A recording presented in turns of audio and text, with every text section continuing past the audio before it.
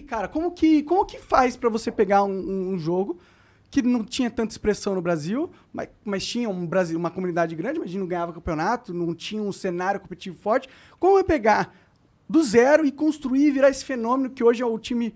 Hoje o CS é onde o brasileiro é mais bem sucedido internacionalmente nos jogos competitivos. A história do CS do Brasil é bem longa, né? Eu comecei a jogar CS em 2003, tinha 12 anos. Comecei com meus irmãos mais velhos. São 3 irmãos, né? Tenho 2 mais velhos e um mais novo que está aqui, inclusive.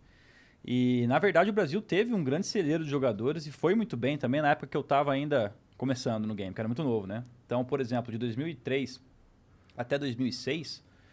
O Brasil teve muitos e muitos jogadores, principalmente porque toda cidade tinha uma lan house, cara. Todo bairro tinha uma lan house. Vivia essa época muito. Então você vários pensa... corujão. Não é possível que só tinha noob, né? E o Brasil é muito grande, cara. Então a gente tinha muitos e muitos e muitos jogadores. Então, dessa época de 2003, 2006, eu ainda não tinha o patamar que eu tenho hoje de nível de jogo. Então eu não participei do Prime, dos jogadores. Mas tinha muita gente boa naquela época. E o Brasil foi campeão mundial em 2006, por exemplo. Pode crer. Ou seja, então a gente dizer que... Só depois que teve sucesso do CS, é um pouco equivocado se a gente não puxar essa história lá atrás. Né? Pode então, crer. 2003, 2006 foi uma fase de ouro.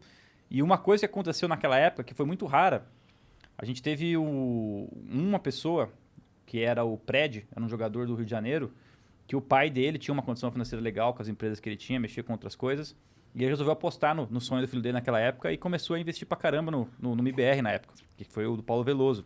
Então esse cara deu condições num cenário que ainda não tinha condições de ter patrocinadores que levariam a gente pra Suécia pra treinar, competir. Esse cara tava lá, na paixão do filho dele investindo. E acabou virando a paixão dele também depois do futuro, né? Então o Brasil teve uma representatividade muito grande no cenário já no começo, né? Pode crer. Só que nessa época eu ainda tava, jogando bairro contra bairro, lan house contra lan house com meus irmãos, né? Indo pros primeiros torneios. E o que aconteceu com o CS foi que quando foi chegando, eu fiquei bom no jogo a partir de 2006. Fiquei muito bom no jogo, 2009 para 2010.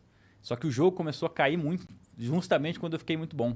Então, 2009 para 2010 eram os últimos torneios que estavam rolando. Já era CSGO? Não, era CS 1.6 na época ainda. 2003, CS 1.5 e até outras versões anteriormente.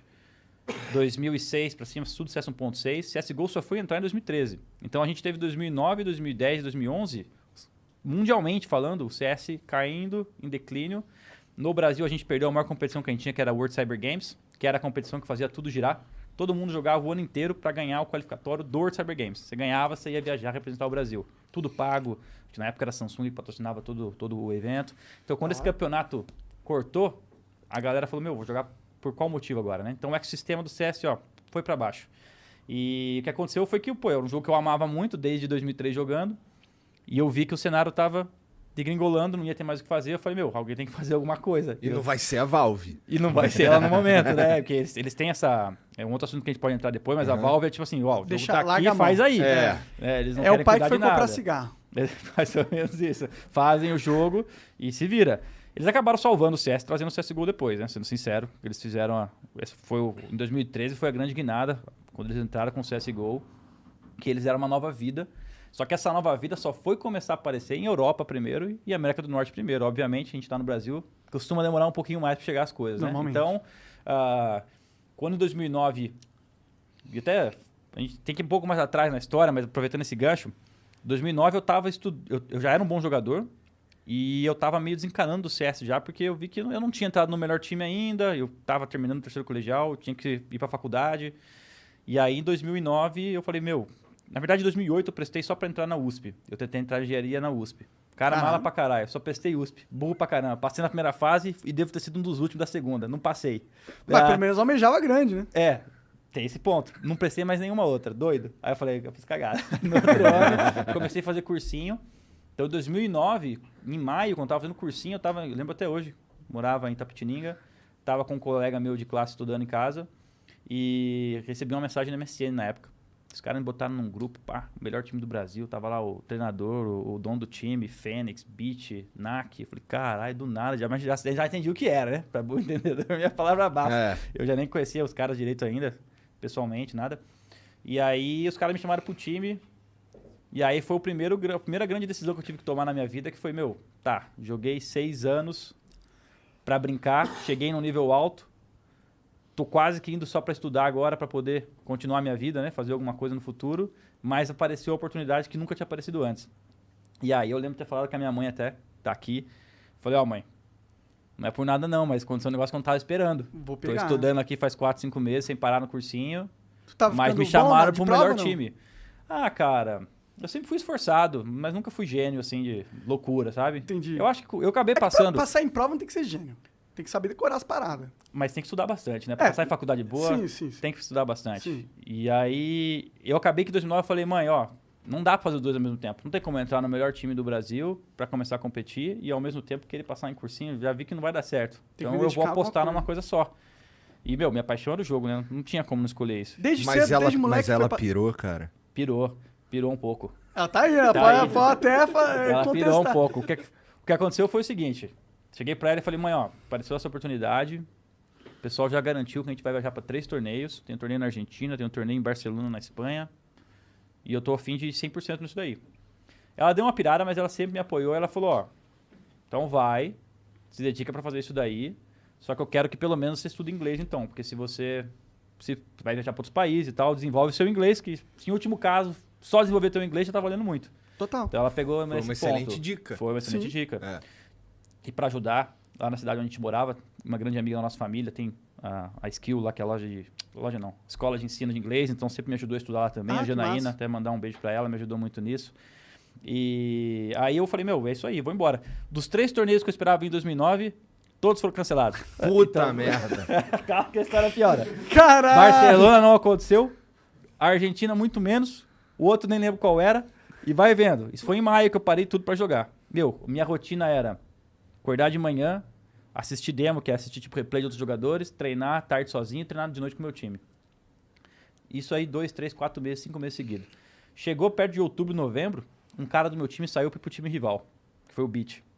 O nosso time era meio largado no quesito de que a galera já tinha vivido os anos áureos desde 2003, Eles 2004. estavam Então, desapontados. eles já com o estavam em cenário. 2009, tipo, Vai morrer. queriam, mas não era igual eu que queria pela primeira vez, sabe? Quando você Entendi. quer buscar pela primeira vez. Então eles eram muito bons, eram os melhores jogadores do Brasil, mas ao mesmo tempo treinar só aquelas 2, 3 horinhas, entendeu? Não vai estar lá maçante. E aí o Beat ficou incomodado com isso, porque é um cara que queria treinar muito, né? Assim como eu. E ele falou, meu, vou pro outro time, porque esse time aqui vai desenrolar.